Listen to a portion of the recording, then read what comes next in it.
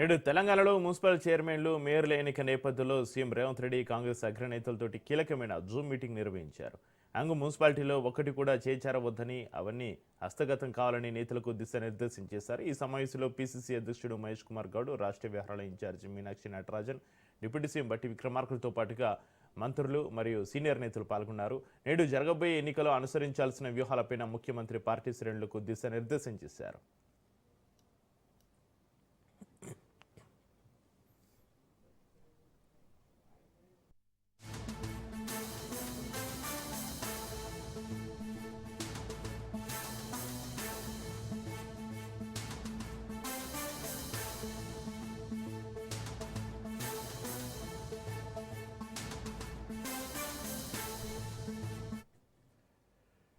ముఖ్యంగా హంగు మున్సిపాలిటీలో అధికారాన్ని దక్కించుకోవడంపై సీఎం రేవంత్ రెడ్డి సుదీర్ఘంగా చర్చించారు. ఆయా ప్రాంతాల్లో కాంగ్రెస్ పార్టీకి ఎన్ని స్థానాలు దక్కే అవకాశం ఉందో పార్లమెంటు ఇన్ఛార్జీలను అడిగి తెలుసుకున్నారు. మేయర్ల ఎంపికలో సామాజిక సమతుల్యతను పాటించాలని, వెనుకబడిన వర్గాలకు సముచిత స్థానం కల్పించాలని సూచించారు.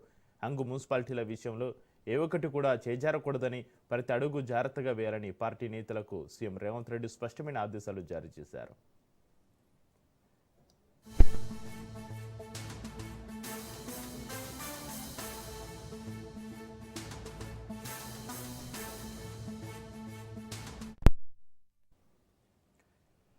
తెలంగాణ మున్సిపల్ ఎన్నికల్లో 116 మున్సిపాలిటీలో కాంగ్రెస్ 68, బీఆర్ఎస్ 14 గెలుచుకోగా 33 చోట్ల హంగ్ రావడంతో ఉత్కంఠ నెలకొంది.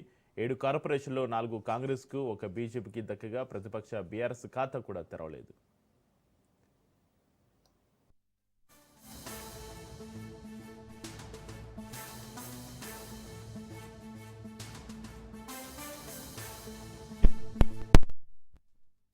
మున్సిపల్ ఎన్నికల ఫలితాల తర్వాత మేయర్లు, చైర్మన్ల ఎంపిక ప్రక్రియ ఫిరాయింపు ఎమ్మెల్యేలకు కొత్త తలనొప్పులు తెచ్చిపెడుతుంది. బీఆర్ఎస్ నుంచి కాంగ్రెస్లో చేరిన ఎమ్మెల్యేలు సాంకేతికంగా ఇప్పటికీ బీఆర్ఎస్ సభ్యులేనని అసెంబ్లీ స్పీకర్ స్పష్టం చేయడంతో ఆ పార్టీ అధిష్టానం వారిని ఇరుకున పెట్టే వ్యూహాన్ని రచించింది.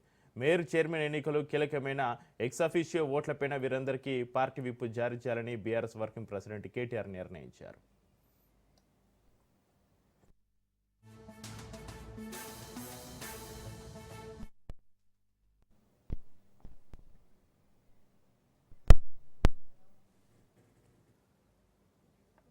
ఈ పరిణామం పార్టీ మారిన ఎమ్మెల్యేల పరిస్థితి ముందు నొయ్యి వెనక గొయ్యి అన్నట్లుగా తయారైంది. ఒకవేళ వీరు పార్టీ విప్ను పాటిస్తే కాంగ్రెస్ అభ్యర్థులకు వ్యతిరేకంగా బీఆర్ఎస్ అభ్యర్థులకు ఓటు వేయాల్సి ఉంటుంది. ఒకవేళ విప్ను ధిక్కరించి కాంగ్రెస్కు ఓటు వేస్తే పార్టీ ఆదేశాలను ఉల్లంఘించినందుకు వారిపైన అనర్హత వేటు వేయడానికి బీఆర్ఎస్కు బలమైన చట్టపరమైన ఆధారం లభిస్తుంది.